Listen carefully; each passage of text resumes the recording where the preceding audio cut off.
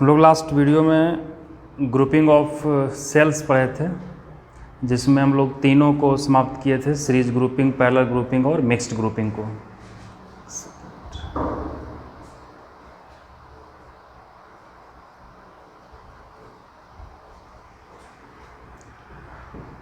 हाँ, तो सारे ग्रुपिंग में हम लोग क्या देखे थे कि एक्चुअली हम लोग मैक्सिमम करंट के लिए कंडीशन को देख रहे थे कि जब सीरीज ग्रुपिंग में होगा तो करंट मैक्सिमम कब होगा, यानी कब हमको सीरीज में लगाना उचित होगा। फिर जब हम लोग पैरेलल ग्रुपिंग पढ़े थे तो उसमें हम लोग ये देखे थे कि पैरेलल ग्रुपिंग में लगाना कब उचित है, और मिक्स ग्रुपिंग में भी हम लोग शर्त को निकाले थे, जिसमें एक रिजल्ट आया था कि किसी भी परिपथ से धारा का मान महत्तम होने के लिए परिपथ के कुल आंतरिक प्रतिरोध का मान बाह्य प्रतिरोध के बराबर होना चाहिए, जिसको मैक्सिमम पावर ट्रांसफ़र थ्योरम भी बोलते हैं। तो इसमें कुछ एक्स्ट्रा पॉइंट है जो ऑब्जेक्टिव में काम आता है, तो उसको हम डिस्कस कर रहे हैं।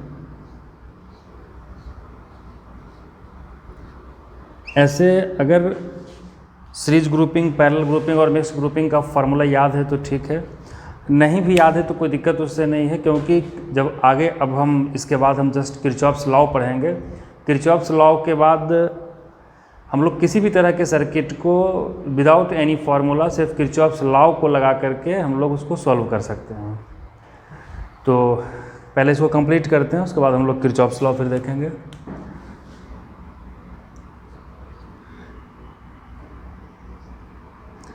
कि अगर मान लो कि n सेल्स को श्रेणी क्रम में लगाया गया है, सीरीज में लगाया गया है, और कोई हमसे पूछता है कि उसका इक्विवेलेंट ईएमएफ क्या होगा, मतलब कि अगर n सेल को हटा करके किसी एक सेल को लगाते हैं तो उस सेल का ईएमएफ क्या लेना चाहिए। तो लिखते हैं कि अगर E1,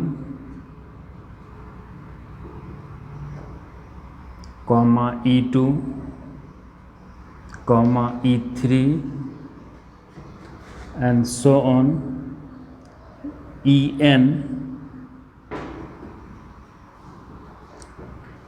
विद्युत वाहक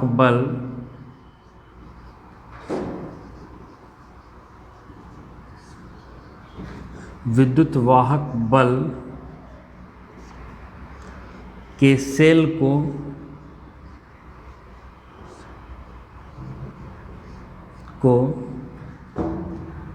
श्रेणी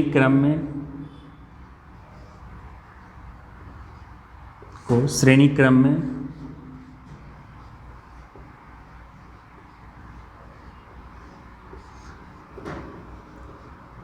जोड़ा गया हो, जिसका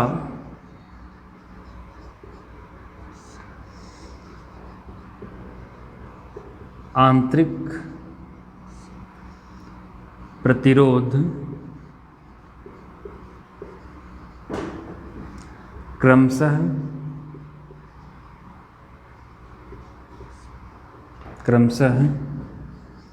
R1, R2, R3 ... Rn है, तो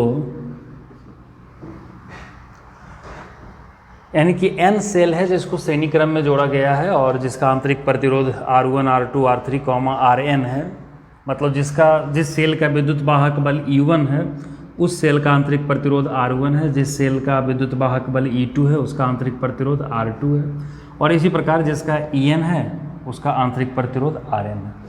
चाहे तो हम एक बाह्य प्रतिरोध भी ले सकते हैं, कैपिटल R, और तो उससे कोई फर्क नहीं पड़ेगा। जहाँ पे बाह्य प्रतिरोध होगा तो हम लोग आंतरिक प्रतिरोध का कुल तुल्य प्रतिरोध निकाल लेंगे और बाह्य प्रतिरोध को जोड़ देंगे, क्योंकि जब कुल प्रतिरोध को लिखते थे तो हम लोग आंतरिक प्रतिरोध और प्लस बाह्य प्रतिरोध को लिखते थे।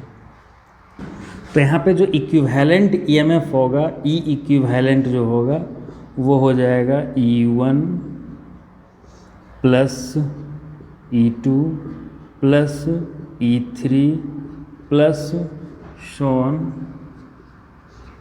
En, यानी कि जितना सेल है सबके विद्युत वाहक बल को हम लोग जोड़ देंगे, वही उसका इक्विवेलेंट ईएमएफ होगा। यानी कि अगर 2 सेल है, सपोज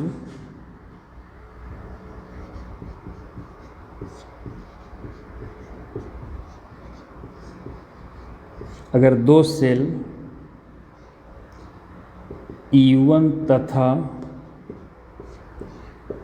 E2 हो, यानी 2 सेल है जिसका विद्युत वाहक बल E1 है और दूसरा का विद्युत वाहक बल E2 है, तो E इक्विवेलेंट कितना होगा? तो हो जाएगा E1 और प्लस कितना E2। मतलब कि अगर कोई 5 वोल्ट का है, दूसरा 3 वोल्ट का है, तो इक्विवेलेंट ईएमएफ कितना हो जाएगा? 8 वोल्ट। यानी कि हम 5 वोल्ट 3 वोल्ट के 2 सेल के बदले में 1 सेल लें जिसका विद्युत वाहक बल कितना होगा? 8 वोल्ट का होगा, तो वो इसके इक्विवेलेंट होगा। अच्छा, अब रेसिस्टेंस कितना लेना पड़ेगा? तो देखो सिंपल है, क्योंकि जब सेल को सीरीज में जोड़ा गया है तो उसका इक्विवेलेंट का जो फॉर्मूला होगा वो भी सीरीज वाला होगा, यानी कि R इक्विवेलेंट जो होगा वो हो जाएगा R1 plus R2 plus R3 plus dot dot dot Rn। तो ये R इक्विवेलेंट हो गया। R इक्विवेलेंट लिखने का मतलब हुआ कि आंतरिक प्रतिरोध का तुल्य प्रतिरोध। अच्छा, अब तो हम लोग यहाँ से उसका रेसिस्टेंस निकाल लिए हैं। अच्छा, अगर बाह्य प्रतिरोध होता और कुल प्रतिरोध निकालना होता तो हम लोग क्या करते? आंतरिक प्रतिरोध R इक्विवेलेंट और प्लस हो जाता बाह्य प्रतिरोध, है ना। तो खैर ये तो तब हो गया जब N सेल को किस में लगाया गया है? श्रेणी क्रम में जोड़ा गया। अच्छा, ऐसा भी हो सकता है कि जितना सेल है सबका विद्युत वाहक बल बराबर हो। तो जनरली ये चीज़ पूछता है इक्विवेलेंट ईएमएफ, वो भी सीरीज का तो कम पूछता है, इसके बाद जो पैरेलल वाला बताएंगे वो बहुत बार पूछा गया है, तो उसको हम लोग ज़्यादा ध्यान देंगे। इसको नोट कर लोगे तुम लोग। अच्छा, यहाँ से अगर I कोई कहता कि I निकालो तो I बराबर कितना हो जाता है? I बराबर हो जाता E इक्विवेलेंट और बटा कितना? R equivalent. अगर 2 सेल के लिए कहता तो I बराबर हो जाता E1 प्लस E2 बटा R1 प्लस R2। अगर ये याद है तो अच्छी बात है, तो ऑब्जेक्टिव में रहेगा तो जल्दी कर लोगे तुम लोग। अदरवाइज किरचॉफ्स लॉ अगर याद है तो फिर इस सब को हम निकाल भी सकते हैं किरचॉफ्स लॉ से।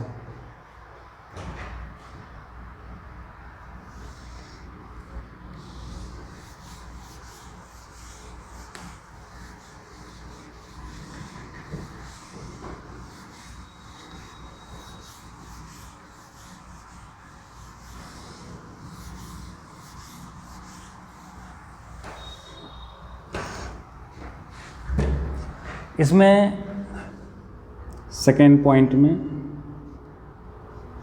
अगर N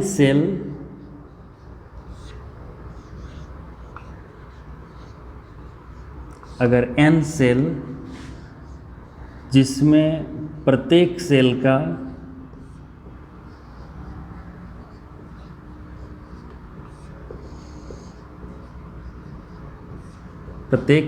का विद्युत वाहक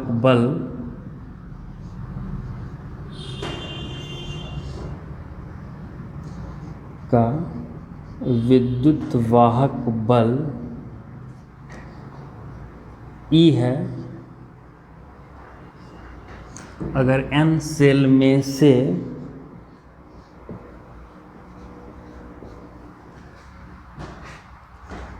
M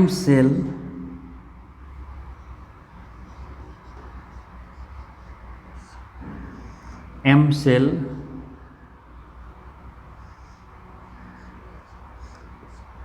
का पोलैरिटी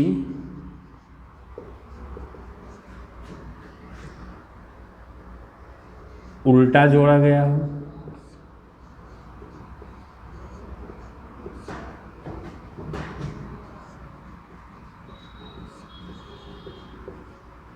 इसका मतलब क्या हुआ कि जैसे अगर 10 सेल हैं, 10 सेल को हम लोग सीरीज में लगाते तो प्लस माइनस करके लगाए।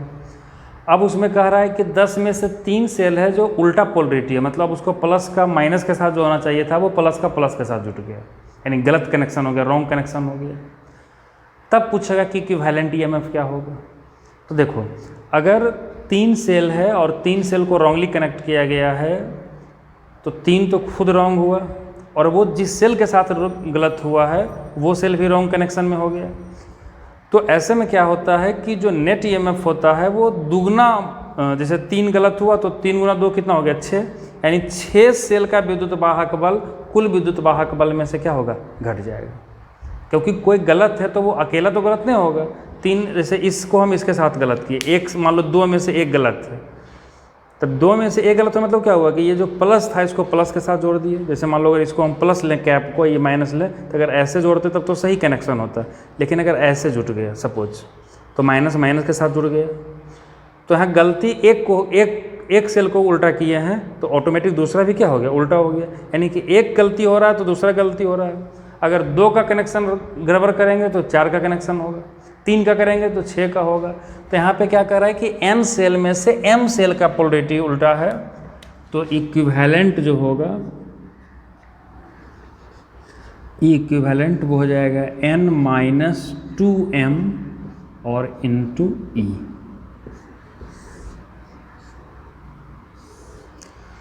ये भी ऑब्जेक्टिव में काम देगा, जिसमें हम लोग ये मान लिए थे कि प्रत्येक सेल का विद्युत वाहक बल E है ना। तो जनरली जब ऑब्जेक्टिव में पूछता तो इसी तरह का पूछता। अब इसमें ये नहीं होगा कि E1 E2 E3 E4 वाले में तो 3 का रॉन्ग कर दिया।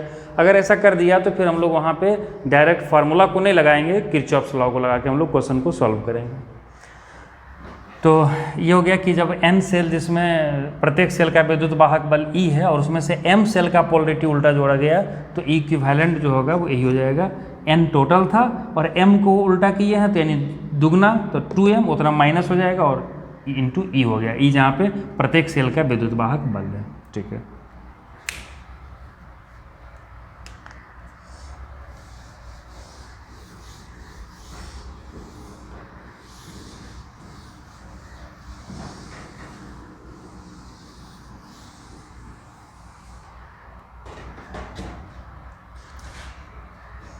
अब थर्ड पार्ट जो इसका है, ये ज़्यादा बार पूछा है तो इसको वीवीआई कर लोगे कि अगर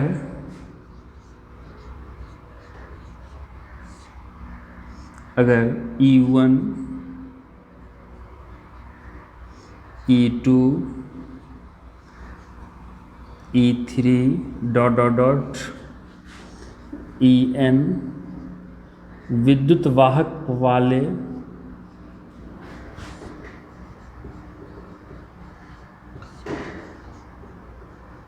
विद्युत वाहक बल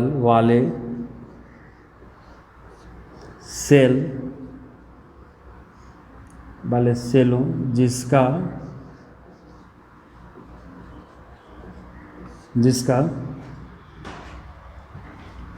आंतरिक प्रतिरोध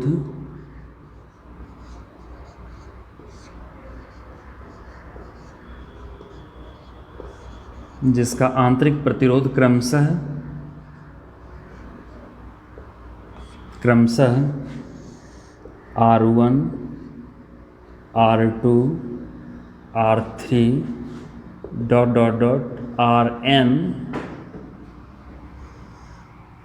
है,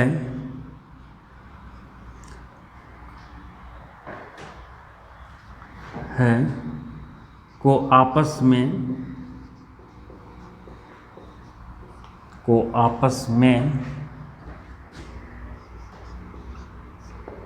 समांतर क्रम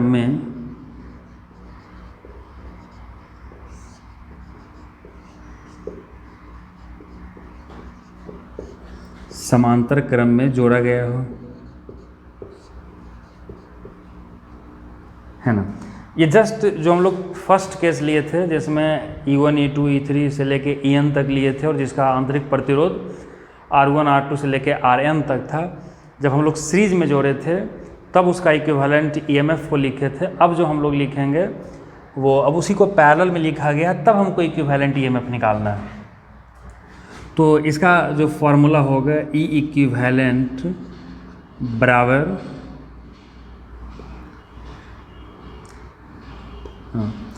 ई इक्विवेलेंट बराबर हो जाएगा E1 बटा R1 प्लस E2 बटा R2 प्लस E3 बटा R3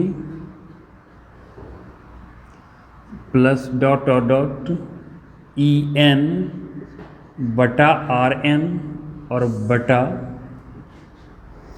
1/R1 plus 1/R2 plus 1/R3 plus dot dot dot 1/RN। ठीक है। तो अगर इसको हम लोग शॉर्टकट में लिखना चाहें तो तुमको एक समेसन बताए थे, तो इसको हम लोग कह सकते थे समेसन E/R और बटा समेसन 1/R। जो ऊपर है वो E/R है। अब यहाँ पे हम लोग कर सकते थे EI RI कर देते तो I बराबर 1 से लेके N तक करते।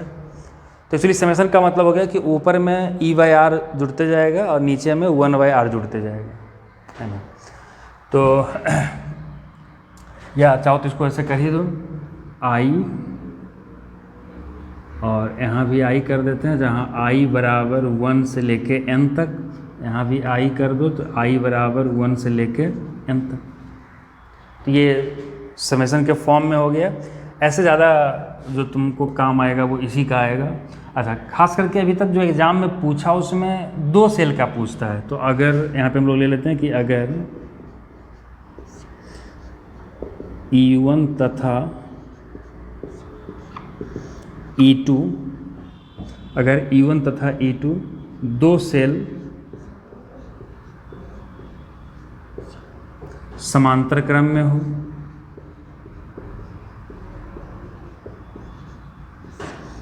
समांतर क्रम में हो, हाँ, तो कितना हो जाएगा? तो E इक्विवेलेंट बराबर हो जाएगा E1/R1 प्लस, सिर्फ 2 को ही लेंगे, E2 बटा R2 बाई 1/R1 और प्लस 1/R2। लेकिन जो ऑप्शन एग्जाम में दिया जाता है वो इस फॉर्मेट में नहीं रहता है। वो देखो किस प्रकार से रहेगा। ऊपर वाला पार्ट को हम मिटा दे रहे हैं।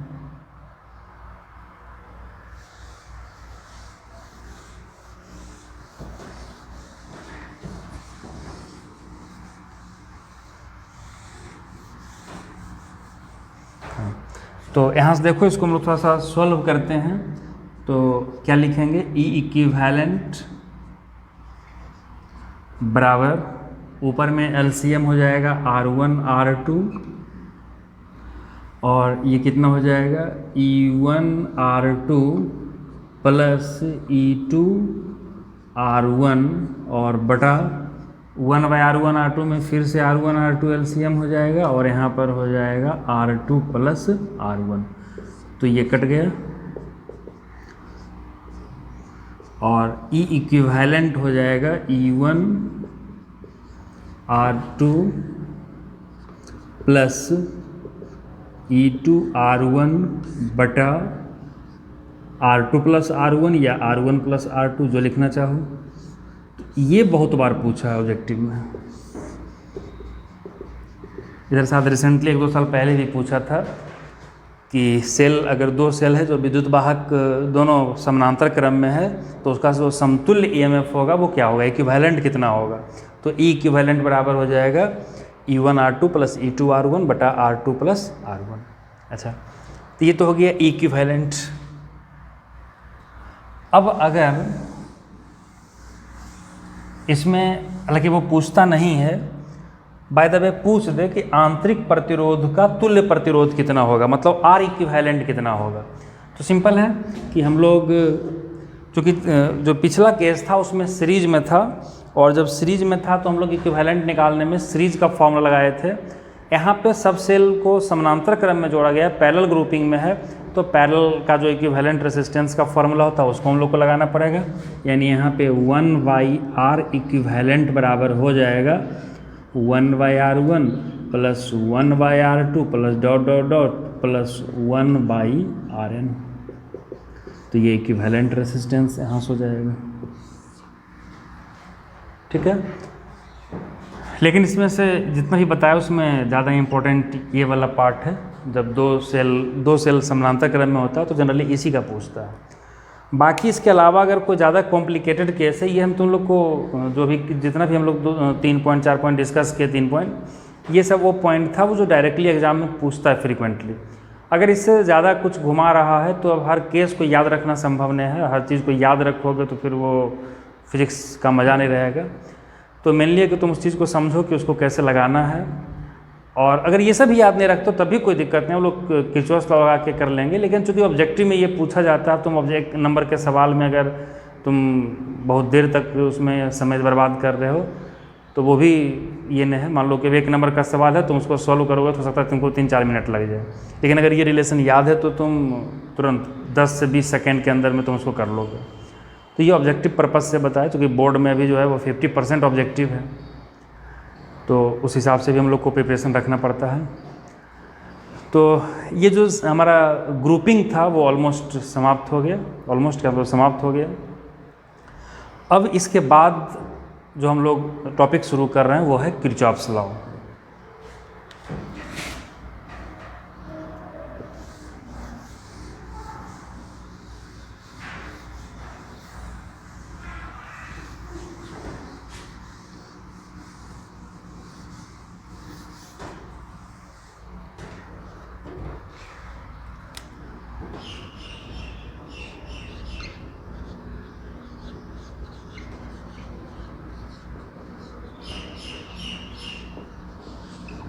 किरचॉफ्स लॉ और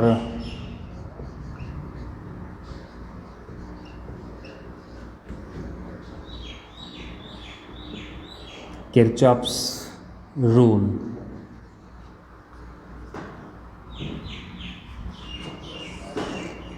इसी को किरचॉफ्स लॉ भी कहते हैं और इसी को किरचॉफ्स रूल भी कहते हैं। इसमें जितना वीवीआई कर दो वह कम है, क्योंकि सारा करंट जो हम लोग आगे पढ़ेंगे वो सब इसी पर बेस्ड है। एक्चुअली जो सिंपल सर्किट होता था अभी तक, हम लोग सिंपल सर्किट लेते थे, सेल लेते थे, रेसिस्टेंस लेते थे, तो इसको हम लोग अभी तो बस V/IR जो ओम का नियम था उसके हिसाब से हम लोग इसको सॉल्व करते आ रहे थे। लेकिन जब भी सर्किट कॉम्प्लिकेटेड होगा तो वैसे सर्किट को हम लोग सिंपली सॉल्व नहीं कर पाते हैं, तो उसको सॉल्व करने के लिए हम लोग को किरचॉफ्स लॉ का यूज करना पड़ता है। तो ये बहुत ज़्यादा इम्पोर्टेंट है ऑब्जेक्टिव में, न्यूमेरिकल में, थ्योरी में, आगे जो भी हम लोग पढ़ेंगे वो सारा कुछ जो होगा वो इसी पर बेस्ड होगा, है ना। तो ये लॉ याद भी होना चाहिए, क्योंकि एग्ज़ाम में आता भी है, और साथ साथ याद के साथ साथ समझ में भी रहना चाहिए। अगर तुम समझ रहे हो तो फिर उसको तुम अपने लैंग्वेज में भी बोल पाओगे। तो एनी हाउ इसको याद भी रखना है, और उससे ज़्यादा है कि किरचॉफ्स लॉ को समझना है, क्योंकि लॉ जो दिया गया वो एक रूल है किसी सर्किट के लिए। तो हम लोग जब किसी सर्किट को सॉल्व करेंगे तो उसी लॉ के अकॉर्डिंग हम लोग को चलना होगा, तो इसलिए ये समझना ज़रूरी होता है। तो इस वीडियो को जितना बार हो सके देखोगे और इसको समझने का कोशिश करोगे। इसमें हम थोड़ा सा टाइम भी देंगे कि अभी थ्योरी करने के बाद इस पर कुछ क्वेश्चन भी करवाएंगे, ताकि तुम्हारा जो किरचॉफ्स लॉ है वो एकदम से क्लियर हो जाए। तो किरचॉफ्स का 2 लॉ है ना, जो दोनों लॉ को यूज करके ही हम लोग सर्किट को सॉल्व करेंगे। तो जो इसका फर्स्ट रूल है या फर्स्ट लॉ है, हम लोग उसको पहले देखते हैं, फिर हम लोग सेकंड लॉ पे आएंगे। तो फर्स्ट रूल,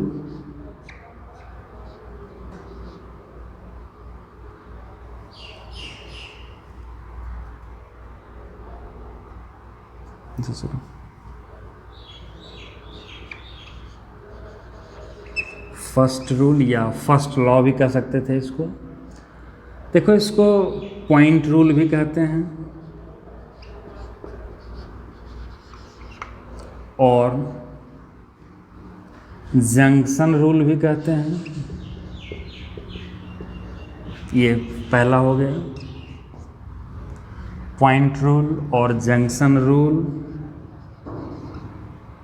और इसी को करंट लॉ भी बोलते हैं।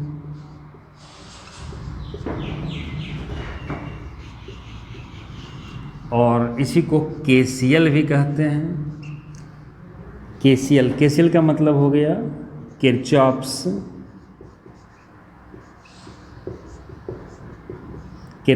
के से किरचॉफ्स हो गया, और current law, simple current law कहें या किरचॉफ्स करंट लॉ कहें, एक ही बात है। तो ये सारा इसी का नाम है ना। पॉइंट रूल, पॉइंट का मतलब क्या होता है? बिंदु का नियम कह सकते हो। जंक्शन रूल, जंक्शन का मतलब होता है संधि। जंक्शन किसको बोलते हैं? जहाँ पे दो चीज़ या दो से अधिक चीज़ आके मिलता है ना। जैसे ये है, ये दोनों वायर है और ये आके यहाँ पे ज्वाइन हो गया, तो इस पॉइंट को हम लोग क्या बोलेंगे? जंक्शन बोलेंगे, जहाँ पे ये दोनों ज्वाइंट हुआ है। यहाँ से तीसरा भी निकल सकता है। तो जहाँ जो कॉमन पॉइंट होगा, जहाँ पे आके मिलेगा, उस चीज़ को हम लोग जंक्शन बोलते हैं। तो पॉइंट रूल, जंक्शन रूल, या इसी को करंट लॉ बोलते हैं, क्योंकि ये करंट के लिए लॉ है। और इसी को केसीएल भी बोलते हैं शॉर्ट में, जिसको किरचॉफ्स करंट लॉ कहते हैं। हम आगे जहाँ भी लिखेंगे, जब हम फर्स्ट लॉ को लगाएंगे तो हम यही लिखेंगे केसीएल लगाने पर। तो केसीएल लगा रहे हैं, इसका मतलब है कि किरचॉफ्स का पहला नियम लगा रहे हैं, या किरचॉफ का, उसी को हम लोग क्या कह रहे हैं? करंट लॉ भी कह रहे हैं। किरचॉफ्स का करंट लॉ है, वो धारा का नियम है। हिंदी में क्या कहेंगे? किरचॉफ का धारा नियम। ठीक है, तो इस नियम को हम पहले समझते हैं। इसको हम अभी मिटा दे रहे हैं।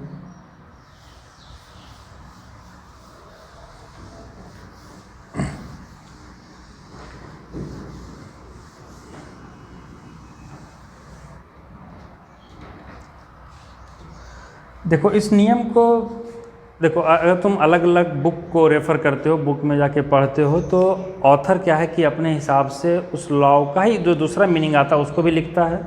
तो सर तुमको स्टेटमेंट में थोड़ा सा चेंज दिखे, ऑथर अपने सिंप्लिसिटी के हिसाब से या उसको जो इजी लगता है उसके हिसाब से वो स्टेटमेंट को लिखता है। हम तुमको दो स्टेटमेंट लिखा देते हैं, जो तुमको ईजियर लगे, जो तुमको आसान लगे, उसको तुम याद रखोगे या उसको फॉलो करोगे। तो केसीएल क्या कहता है?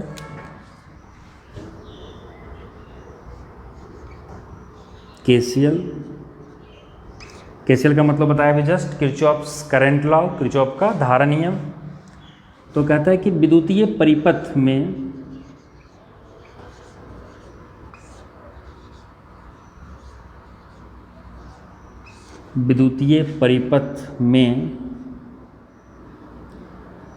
किसी भी बिंदु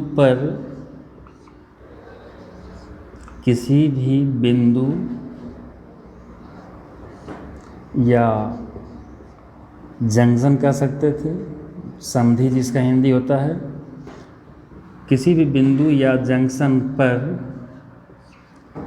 मिलने वाली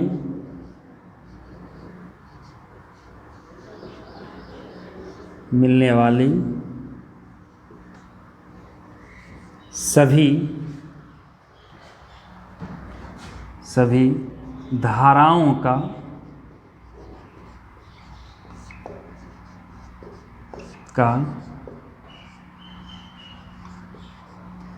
बीजीय योग शून्य होता है।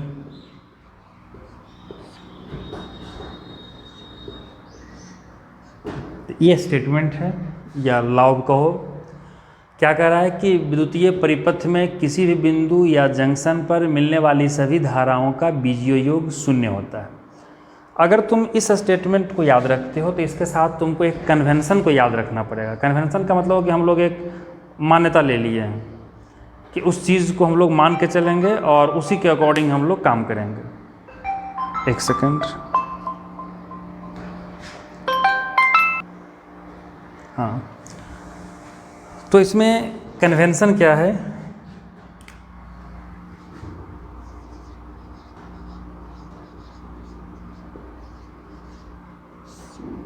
कि अगर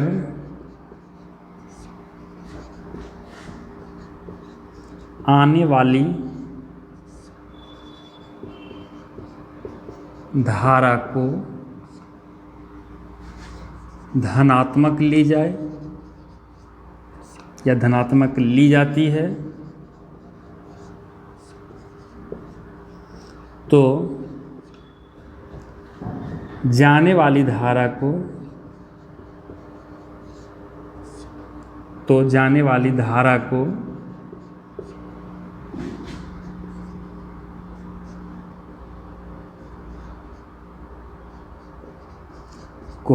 ऋणात्मक ली जाती है। देखो क्या लिए कन्वेंशन कि अगर आने वाली धारा को धनात्मक ली जाती है तो जाने वाली धारा को ऋणात्मक ली जाती है। हाँ, अब कहोगे नहीं हम आने वाला को ऋणात्मक लेंगे तो ठीक है, तो जाने वाला को धनात्मक लो। मतलब इस चीज़ को तुमको फॉलो करना पड़ेगा। किसी एक को या तो आने वाला को पॉजिटिव ले रहे हो तो उस पॉइंट पर जितना भी वायर आ रहा है, जितना भी धारा आ रहा है, तो जितना धारा आने वाला है सबको पॉजिटिव लेना है और जितना जाने वाला धारा है सबको नेगेटिव लेना है। या सब आने वाला को तुम नेगेटिव ले रहे हो तो सब जाने वाला को क्या लोगे, पॉजिटिव लोगे। ऐसा नहीं कि कुछ को पॉजिटिव ले लिए कुछ को नेगेटिव ले लिए, तो तुम्हारा गलत हो जाएगा। तो स्टेटमेंट जब तुम ये बोलते हो कि विद्युतीय परिपथ में किसी भी बिंदु या जंक्शन पर मिलने वाली सभी धाराओं का बीजीय योग शून्य होता है, तो ये बोलना पड़ेगा कि तुमको कि अगर आने वाली धारा को धनात्मक ली जाती है तो जाने वाली धारा को ऋणात्मक ली जाती है, या अगर आने वाली धारा को ऋणात्मक ली जाती है तो जाने वाली धारा को धनात्मक ली जाती है। यानी अगर आने वाला को हम पॉजिटिव ले रहे हैं तो जाने वाला को नेगेटिव लेंगे, आने वाला को नेगेटिव ले रहे हैं तो जाने वाला को पॉजिटिव लेंगे। इस कन्वेंशन को तुमको फॉलो करना पड़ेगा। यानी कोई भी पॉइंट पर जितना भी वायर आके मिल रहा है तो टोटल जब हम करंट का सम करेंगे तो वो करंट का वैल्यू क्या होना चाहिए, 0 होना चाहिए। ठीक है, तो हम इस लॉ को लगाते हैं और यहाँ से एक रिजल्ट निकलेगा, फिर उसके हिसाब से इसी लॉ को हम दूसरे तरीके से क्या कर सकते हैं वो तुमको समझाते हैं। तो यहाँ पे देखो, जैसे मान लो कि कोई एक पॉइंट है या कोई एक जंक्शन है जहाँ पे बहुत सारा वायर आके मिल रहा है।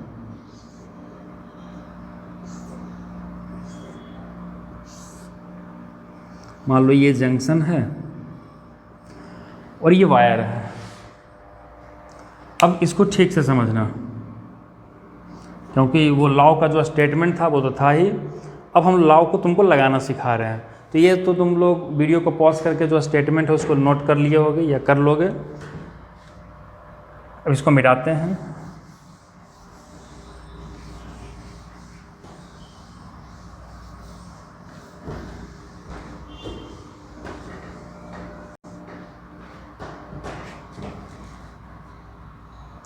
अब देखो हम लोग यहाँ पे रैंडम ले लेते हैं। जैसे मान लो कि इस वायर में I1 करंट है, इस वायर में I2 करंट है, इस वायर में I3 करंट है, इस वायर में I4 करंट है, इस वायर में I5 करंट है। और ये इस पॉइंट पे, ये जो पॉइंट यहाँ पे है इसी को हम लोग क्या बोलते हैं, जंक्शन बोलते हैं। जंक्शन का हिंदी होता है संधि, है ना। तो देखो किरचॉफ्स का जो फर्स्ट लॉ है या किरचॉफ्स का धारा नियम जिसको हम लोग कहें, ये हमेशा एक पॉइंट पर लगाया जाता है, एक जंक्शन पर लगाया जाता है, इसलिए इसको जंक्शन रूल कहते हैं या पॉइंट रूल कहते हैं। क्योंकि ये करंट के लिए है इसलिए इसको करंट रूल कहते हैं। ठीक है, तो जब भी किरचॉफ्स फर्स्ट लॉ लगाओगे या केसीएल को लगाओगे तो वो हमेशा हम लोग कहाँ पर लगाएंगे, जंक्शन पर लगाएंगे। ये बात को दिमाग में रखना।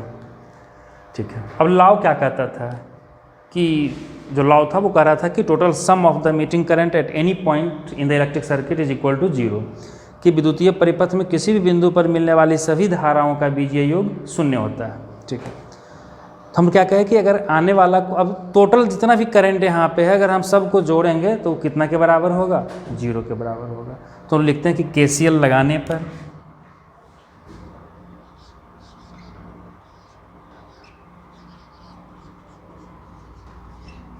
केसीएल लगाने पर, ठीक है, अब केसीएल को लगाओ। तो I1 से शुरू करो। I1 क्या है, आने वाला है। आने वाला को हम क्या ले रहे हैं, पॉजिटिव। तुम चाहो तो यहाँ पे लिख भी सकते हो कि आने वाला को हम क्या ले रहे हैं, तो पॉजिटिव ले रहे हैं, जाने वाला को क्या ले रहे हैं, निगेटिव ले रहे हैं। जो मान रहे हो उसको लिख दो। आने वाला को अगर निगेटिव माने हो तो आने वाला डैश करके कर दो नेगेटिव, और जाने वाला कर दो पॉजिटिव। ये सिर्फ तुम्हारे लिए है कि तुमसे गलती ना हो, बाकी जब तुम फ्रैंक हो जाओगे, क्वेश्चन बहुत सारा कर लोगे, तो ये बात लिखना नहीं पड़ेगा, तुम ऑटोमेटिक लगाओगे। अच्छा, कोई भी किसी भी कन्वेंशन को मान के बनाएगा उसका आंसर कभी गलत नहीं होगा। अगर कोई आने वाला को पॉजिटिव मान रहा है और कोई आने वाला को नेगेटिव मान के बना रहा है, तो दोनों का आंसर सही होगा, है ना। अपने अपने कन्वेंशन के हिसाब से दोनों का आंसर सही होगा, इसलिए इसमें तुम इंडिपेंडेंट हो कि तुम किसको फॉलो करते हो। तो आने वाला धारा I1 है तो इसको पॉजिटिव लिए, फिर प्लस I2 भी आने वाला है तो इसको भी प्लस लेंगे, प्लस I3 क्या है, देखो I3 जाने वाला धारा है तो इसको हम लोग कर देंगे माइनस I3, क्योंकि बताया था कि आने वाला को अगर पॉजिटिव ले रहे हैं तो जाने वाला को हम लोग को क्या लेना होता है, नेगेटिव लेना होता है। तो I3 चूँकि जाने वाला था तो इसको माइनस कर दिया, फिर प्लस I4 क्या है, आने वाला है, फिर प्लस I5 क्या है, जाने वाला है, तो इसको हम लोग कर दिए माइनस I5 बराबर 0। तो ये जो KCL था या जो फिजिक्स था वो यहाँ तक हो गया। अब इसके बाद हम लोग इसमें मैथ लगा करके देखते हैं कि अब ये जो रिजल्ट है इसका एक और मीनिंग क्या निकल रहा है। तो यहाँ से हम लोग इसको आगे बढ़ा सकते हैं। एक्चुअली जो KCL का जो स्टेटमेंट था वो यही था। अब इसको आगे बढ़ाते हैं तो ये हो जाएगा I1 प्लस I2 और ये माइनस I3 प्लस I4 फिर माइनस I5 बराबर 0। तो जो प्लस वाला उसको इधर रहने देते हैं, माइनस वाले को उधर भेज देते हैं, तो ये हो जाएगा I1 plus I2 plus I4 बराबर I3 प्लस I5। अब ज़रा इस पर गौर करो। I1 I2 I4 क्या है, I1 I2 I4, गौर कर रहे हो, ये I1 I2 I4 जो है वो कुल आने वाला धारा है, ठीक है, जो जंक्शन की तरफ आ रहा है। और I3 और I5 क्या है, जाने वाला धारा है। इसका मतलब क्या हुआ कि कुल आने वाली धारा बराबर कुल जाने वाली धारा। तो यहाँ से हम लोग कह सकते हैं कि कुल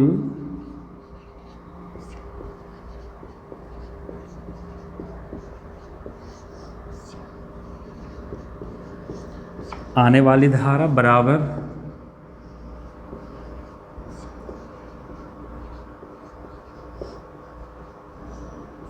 कुल जाने वाली धारा।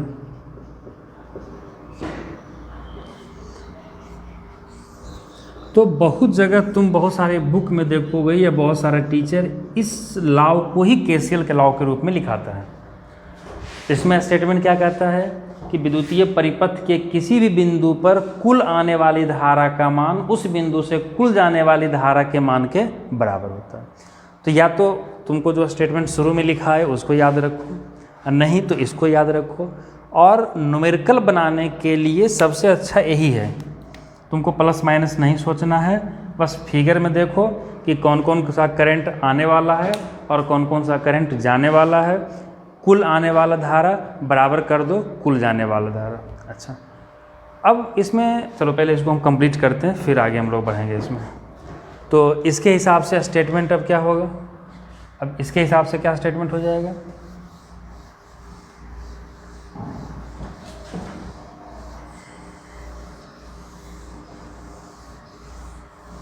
तो देखो इसको तुम लोग अपने हिसाब से भी लिख सकते हो या इसको समझ गए होगे। तो हम लोग बस इसको स्टेटमेंट के रूप में बना रहे हैं कि विद्युतीय परिपथ में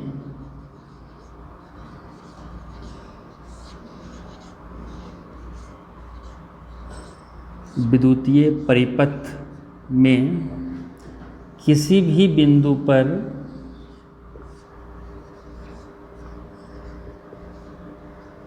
विद्युतीय परिपथ में किसी भी बिंदु पर कुल आने वाली धारा,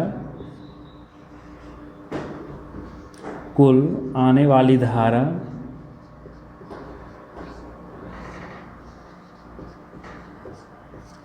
धारा का मान उस बिंदु से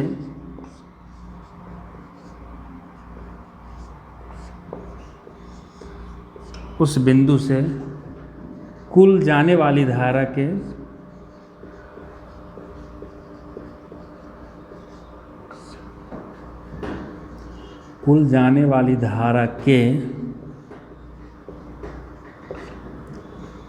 मान के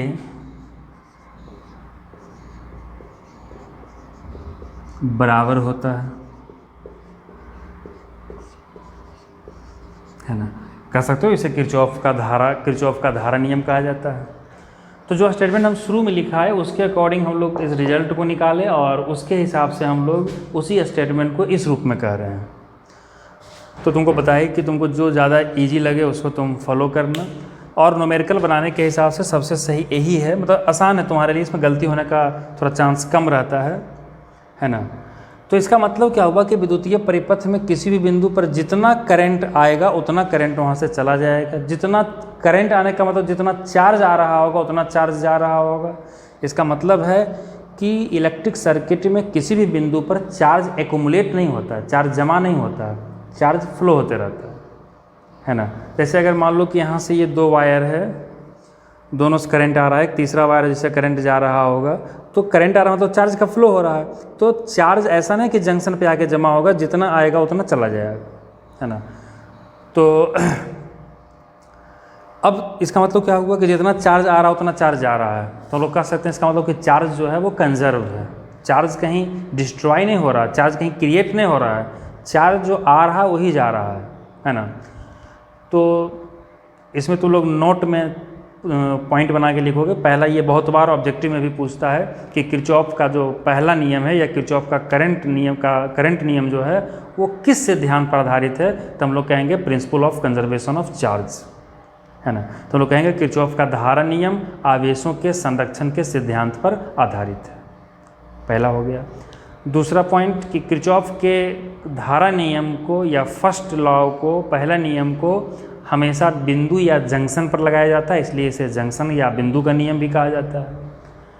एक पॉइंट ये भी याद रखोगे कि चार्ज जंक्शन पे जमा नहीं होता, एक्युमुलेट नहीं होता, जितना चार्ज आता है उतना चार्ज चला जाता है। ठीक है, तो नोट करोगे इसके बाद।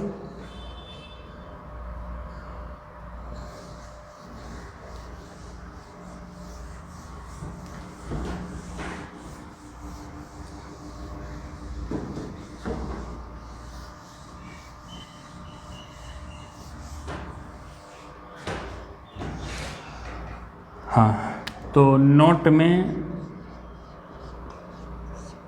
तुम लोग पहला पॉइंट में लिखोगे कि किरचॉफ का लिख लोगे, क्योंकि लिखेंगे तो टाइम ज़्यादा बर्बाद होगा। तो तुम पहला पॉइंट में लिखोगे कि किरचॉफ का पहला नियम या धारा का नियम आवेशों के संरक्षण के पर आधारित है। क्या कहेंगे कि किरचॉफ का धारा नियम या किरचॉफ का पहला नियम आवेशों के संरक्षण के सिद्धांत पर आधारित है। तो ये ऑब्जेक्टिव में बहुत बार पूछता है कि किस नियम पर आधारित है, तो कहेंगे आवेशों के संरक्षण के सिद्धांत पर आधारित है।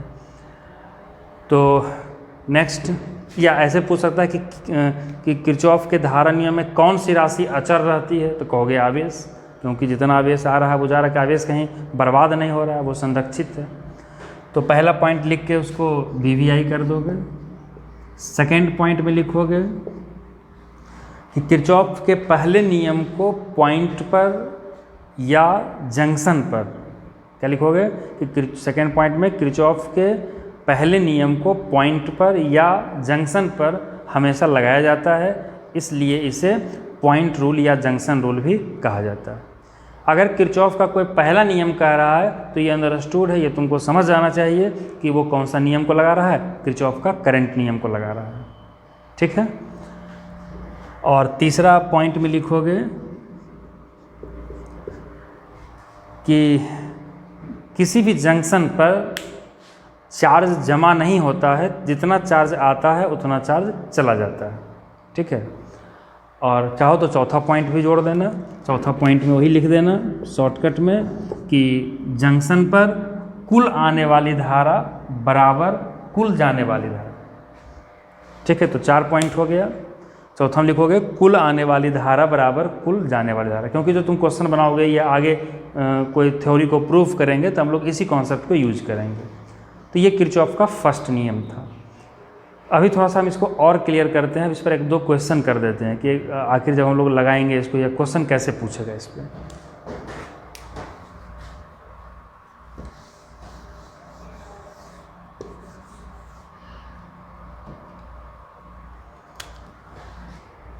हाँ, क्वेश्चन है कि दिए गए परिपथ में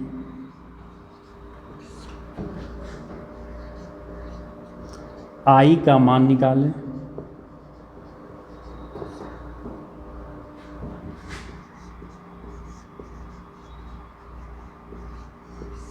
I का मान निकालें। अब जैसे मान लो कि इस तरह से यहाँ पे ये परिपथ का पार्ट दिया हुआ है। अब कहोगे कि जो आप प्रूफ के उसमें रेसिस्टेंस नहीं लगाए थे, तो वो नहीं लगाए थे, वो रह भी सकता है, कहीं कहीं नहीं भी दिखाएगा तुमको। एक्चुअली कोई भी वायर होगा तो उसका कुछ ना कुछ अपना रेसिस्टेंस होगा, तो हम वहाँ पे रेसिस्टेंस को दिखा करके तुम लोग को कन्फ्यूज नहीं कराना चाह रहे थे। रेसिस्टेंस है उसमें, बस उसको हम लोग दिखाए नहीं है ना, ठीक है।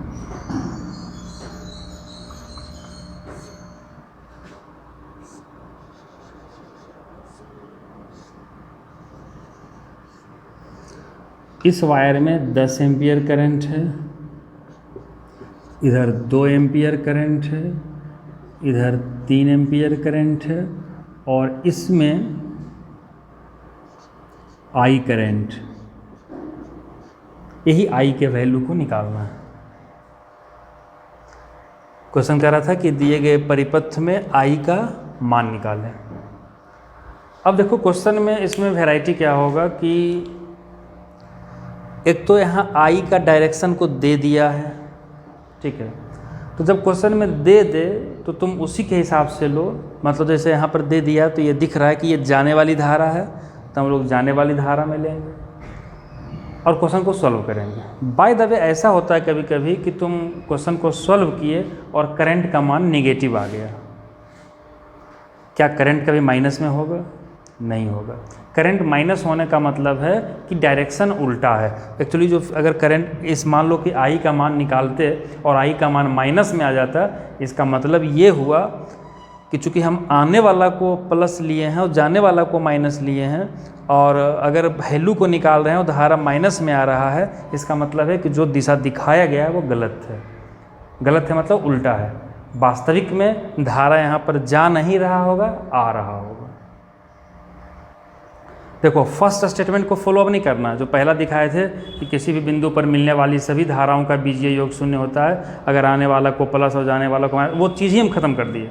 अब हम आगे जो अभी तुमको रिजल्ट निकाले थे कि कुल आने वाली धारा बराबर कुल जाने वाली धारा, तो इसमें प्लस माइनस तो लेने के लिए बोले नहीं थे, आने वाला को एक तरफ, जाने वाला को एक तरफ। तो खैर इसको पहले सॉल्व करते हैं। तो लिखते हैं हम लोग कि KCL लगाने पर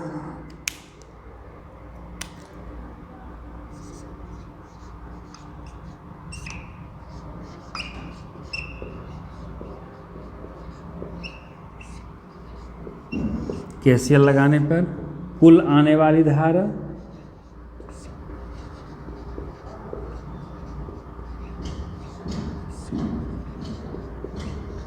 और बराबर हो जाएगा कुल जाने वाली धारा।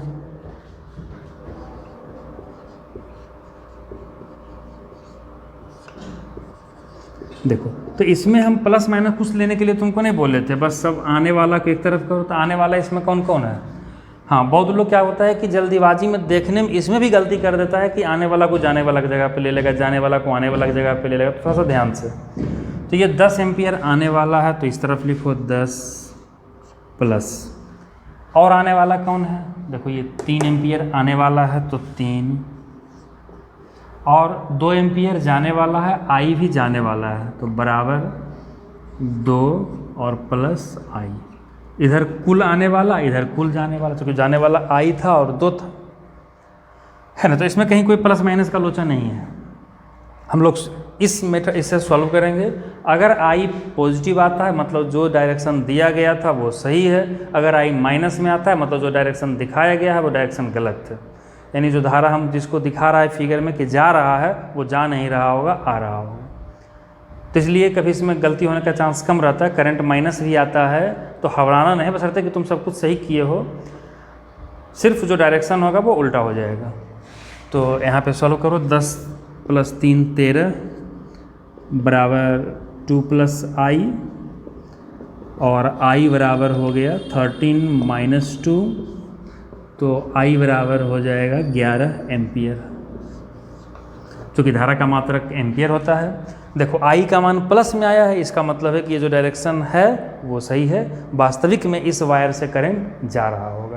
लेकिन अगर ये माइनस में आ जाता तो ये फिगर जो जाने वाला है एक्चुअली में वो किधर होता, आने वाला होता। ठीक है, तो समझ गए क्या किए हम लोग।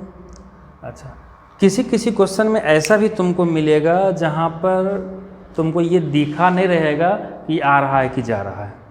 तो जैसे वैसा क्वेश्चन भी एक हम लोग करते हैं।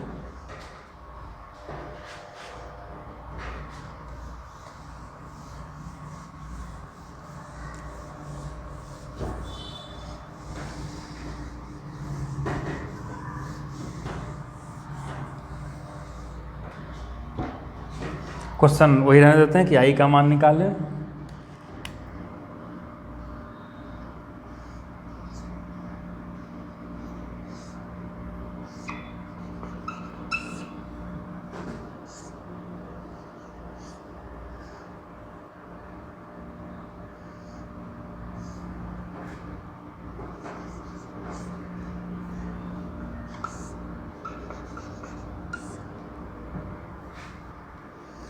ये मान लो 3 एम्पियर है, ये मान लेते हैं 2 एम्पियर है, ये मान लेते हैं 5 एम्पियर है, इसमें मान लेते हैं आई है, इसमें मान लेते हैं ये 4 एम्पियर है। अब हमको आई का मान निकालना है। अब तुमको फिगर में देख के लग रहा होगा कि ये आई जो है इसमें डायरेक्शन तो दिया ही नहीं है कि ये आने वाला है कि जाने वाला है। तो ऐसे क्वेश्चन में हम लोग क्या करेंगे, तो सिंपल है, तुम क्या करो कि तुम मान लो दो ही चीज़ होगा, या तो आने वाला होगा या जाने वाला होगा। तो तुम एक मान लो कि ये आने वाला है या जाने वाला, कुछ भी मानना है, जो माने हो उसके हिसाब से सॉल्व कर दो। अगर आंसर प्लस में आता है मतलब तुम जो माना था सही है, अगर आंसर माइनस में आता है मतलब तुम जो माने हो वो उल्टा है, हो गया, लिख देंगे। तो करो इसमें, जैसे मान लो इसमें हम मान लेते हैं कि ये धारा क्या है, चलो मान लेते हैं ये आने वाली धारा है, इसमें डायरेक्शन हम रेड पेन से दिखाए हैं वो आने वाली है, ऐसा मान लेते हैं। और इसके हिसाब से हम लोग क्वेश्चन को सॉल्व कर लेते हैं। तो सॉल्व करो।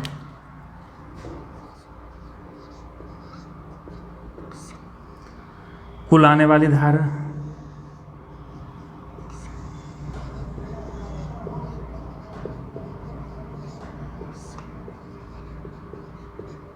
बराबर कुल जाने वाली धारा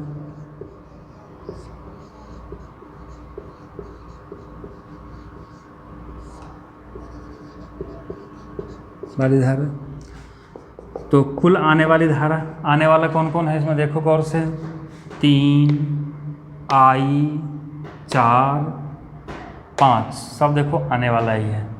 तो लिखते हैं 3 प्लस आई प्लस 4 प्लस 5 बराबर, जाने वाला कौन है, सिर्फ 2 हो गया।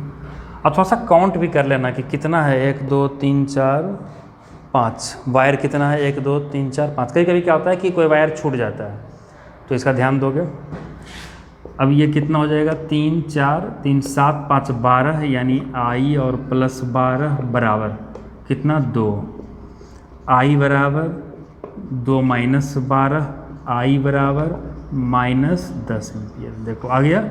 एक चीज़ तुमको हम समझाना चाह रहे थे कि अगर करंट माइनस में आता, जैसे करंट यहाँ पर कितना किस में आ गया, माइनस में आ गया, तो करंट माइनस तो होगा नहीं। इसका मतलब है कि जो धारा जिसको हम लोग माने थे कि वो आ रहा है, वास्तविक में वो आ नहीं रहा होगा, वास्तविक में वो क्या हो रहा होगा, जा रहा होगा। ठीक है, तो यहाँ पे हम लोग लिख देंगे कि ऋणात्मक चिन्ह यह बताता है कि धारा की दिशा विपरीत है ना, यानी धारा आने वाली धारा नहीं है, जाने वाली धारा है। यानी जब हम लोग इसमें आंसर लिखेंगे तो I बराबर -10 एम्पियर नहीं लिखेंगे, आंसर जो होगा वो 10 एम्पियर होगा। ठीक है, तो यहाँ नोट में तुम लोग क्वेश्चन अभी जब सॉल्व करोगे तो उसके नोट में नीचे लिखोगे कि यहाँ ऋणात्मक चिन्ह यह दर्शाता है या यह बताता है कि धारा की दिशा चित्र में दिए गए धारा के विपरीत है। मतलब जो हम लोग माने थे कि आ रहा है उसके विपरीत होगा, यानी वो आ नहीं रहा होगा, वो जा रहा होगा। क्लियर है? ठीक है।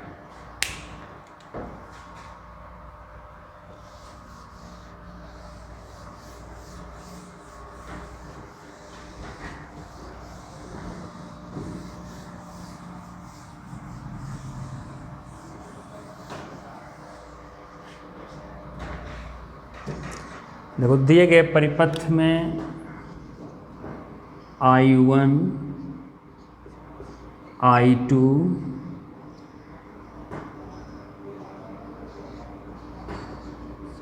तथा I3 का मान निकालें।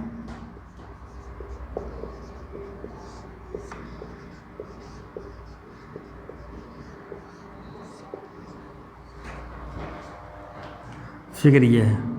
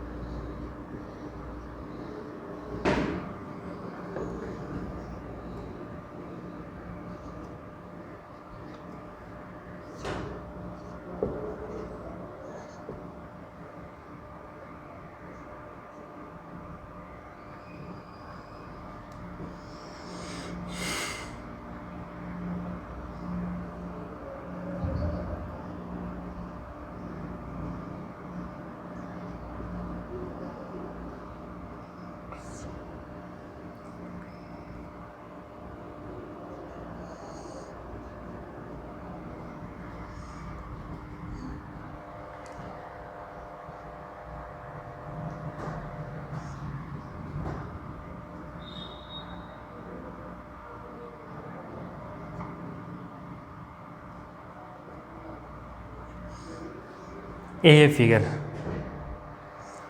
थोड़ा फिगर देखने में लेंदी लग रहा होगा, लेकिन बहुत सिंपल है। अब हम लोग क्या करेंगे, थोड़ा सा इसको डायरेक्ट बनाने की कोशिश करते हैं। इससे पहले भी तुमको हम बाई नियम से चलने के लिए बताया कि कुल आने वाली धारा बराबर कुल जाने वाली धारा। अब देखो इसमें जंक्शन कहाँ कहाँ है, एक जंक्शन यहाँ पर है, एक जंक्शन यहाँ पर है, एक जंक्शन यहाँ पर है, एक जंक्शन यहाँ पर है। तो इसका नाम दे देते हैं। ये मान लो ए है, बी है, सी है, डी है। तो केसीएल जो है वो कहीं भी विद्युतीय परिपथ में किसी भी जंक्शन पर लगाएंगे तो वो सही होना चाहिए। ठीक है, देखो अब हमको निकालना था I1 का मान। तो I1 का मान निकालने के लिए हमको इस जंक्शन पे केसीएल लगाना पड़ेगा। तो डी पे लगाओ। तो लिखते हैं कि डी पर केसीएल लगाने पर, डी पर केसीएल लगाने पर, तो डी पर केसीएल लगाओ। तो आने वाला धारा कौन कौन है, 4 3। तो लिख दो 4 + 3 आने वाला। जाने वाला कौन कौन है, I1 2। तो I1 + 2। तो 4 3 7 बराबर I1 + 2। तो I1 बराबर हो जाएगा 7 - 2 और I1 बराबर हो जाएगा 5 एम्पियर। तो एक आंसर तो यही हो गया, यानी I1 बराबर कितना हो जाएगा, 5। एम्पियर। तो एक आंसर हमारा हो गया। फिर हमको मान लो निकालना किसका है, I2 है, तो I2 के लिए इस जंक्शन पर लेकर लगा देते हैं। तो A पर ऐसे भी लिख सकते थे कि जंक्शन D पर या जंक्शन A पर KCL लगाने पर, ठीक है, तो लगाओ। तो यहाँ पर जब KCL लगाएंगे तो फिर कुल आने वाला, तो आने वाला कौन कौन है, 2 और 3, तो 2 + 3 बराबर जाने वाला कितना है, I2। तो I2 बराबर हो जाएगा 5 एम्पियर, यानी I2 का मान भी कितना हो गया, 5 एम्पियर हो गया। देखो इसका मतलब ये नहीं हुआ कि ये पार्ट अभी खुला हुआ है, ये किसी सर्किट का पार्ट हुआ, इधर भी कोई परिपथ होगा, सर्किट होगा, उससे हम लोग को मतलब नहीं है, बस हमको यहाँ पर क्वेश्चन को सॉल्व करना था, ठीक है। तो I1 निकल गया, I2 निकल गया। फिर I3 निकालना, I3 निकालने के लिए कौन सा पॉइंट लेना पड़ेगा, C लेना पड़ेगा। तो C पर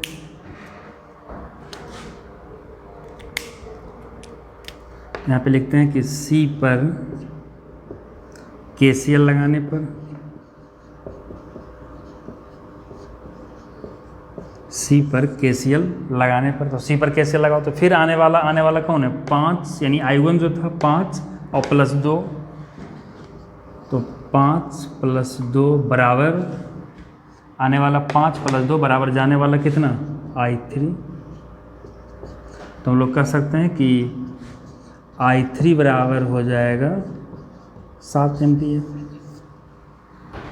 तो 3 आंसर हो गया, I1, I2, I3। तो I3 बराबर आ गया 7 एम्पियर और I2 बराबर हो गया 5 एम्पियर, ठीक है। तो किसी भी तरह का कितना भी कॉम्प्लिकेटेड क्वेश्चन आवे, हम लोग इसी प्रकार से बनाएंगे, जहाँ जहाँ जंक्शन होगा वहाँ पे लगाएंगे, वहाँ पर कुल आने वाली धारा बराबर कुल जाने वाली धारा को करोगे। अगर धारा का मान प्लस में आया है, मतलब सही, जो डायरेक्शन है, जो आने वाला या जाने वाला जो भी लिखा हुआ वो सही है। और अगर करंट माइनस में आता है, इसका मतलब है कि वो धारा आने वाला नहीं होगा, जाने वाला होगा, या अगर जाने वाला होगा तो वो आने वाला होगा, मतलब उल्टा हो जाएगा हमेशा। तो ये KCL हो गया, और आशा करते हैं कि तुम लोग को ये क्लियर हो गया होगा, है ना। नेक्स्ट क्लास में हम लोग KVL को देखेंगे, किरचॉफ्स वोल्टेज लॉ को देखेंगे, वो और भी ज़्यादा इंटरेस्टिंग है।